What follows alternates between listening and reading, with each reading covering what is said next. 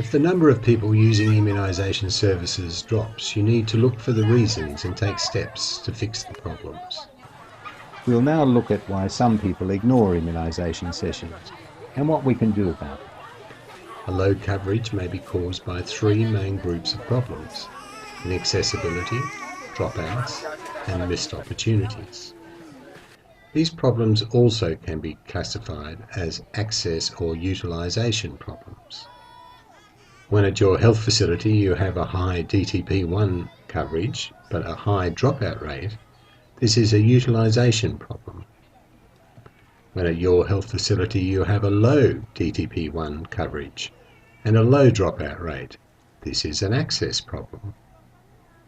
When you have a low DTP coverage and a high dropout rate, these are access and utilisation problems. When at your health facility you have high DTP1 coverage and low dropout rates, there is no problem. No country has a 100% immunisation rate, although many African countries now have around 80% coverage. Reaching the last 20% is a challenge. Often the problem is not lack of vaccines, but lack of access. Many people live in remote and difficult to reach places.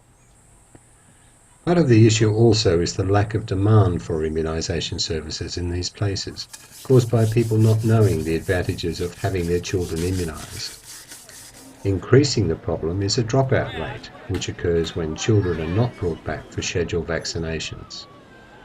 When immunisation coverage starts to fall, it's time to ask why. Some reasons given by mothers are: no one told me why immunisation is so important.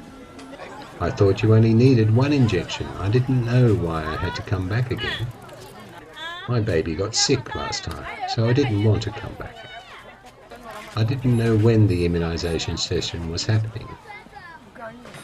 Last time I was here, the nurse was angry at me for missing other injections.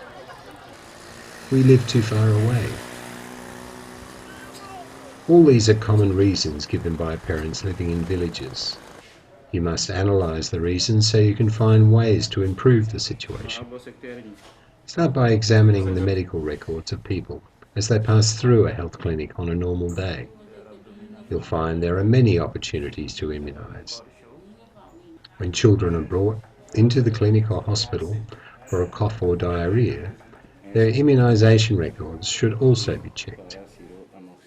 Pregnant women bringing in their children should always be offered tetanus toxoid if they need it. Never miss an opportunity to immunise, even if you need to open a new vial for just one baby or mother.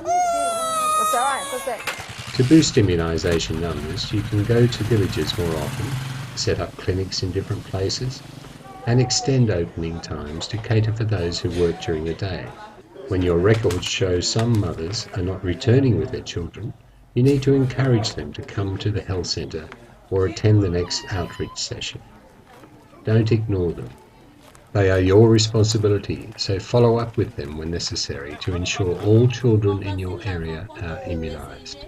Reaching unreached children with immunisation strategies is the goal of all health services in Africa. This includes encouraging parents to bring in older children who will benefit from new vaccines that have become available in recent years.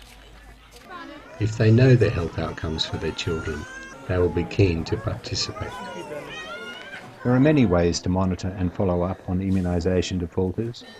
An easy way to do this is to use the immunisation register to identify those who have failed to receive doses of a given vaccine when due. Supportive supervision assists health workers improve their skills so they can offer quality services. It involves on-the-job transfer of knowledge, attitudes and skills between supervisors and the health workers working in the community. The goal is to improve the competence of the health workers, strengthen the relationship between the health centre and the community, and identify local problems and their solutions. The focus is on improving performance and building relationships and team spirit. A supervisor is like a teacher, coach and mentor offering support. This relationship should involve the community and should increase demand for health services.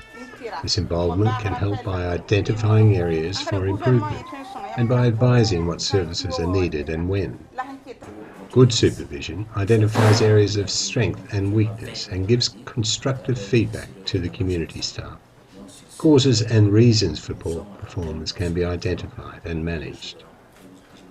The supervisor will discuss problems, listen to the concerns of workers, give feedback, and then help to solve the issues.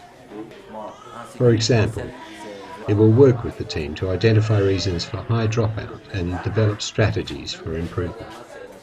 At all times, it's important to give praise and recognition to health workers for what they're doing right. In summary, monitor your program so you know how well you're doing. If you see the coverage is low, you should find out why. Try a number of catch-up ideas to raise your coverage.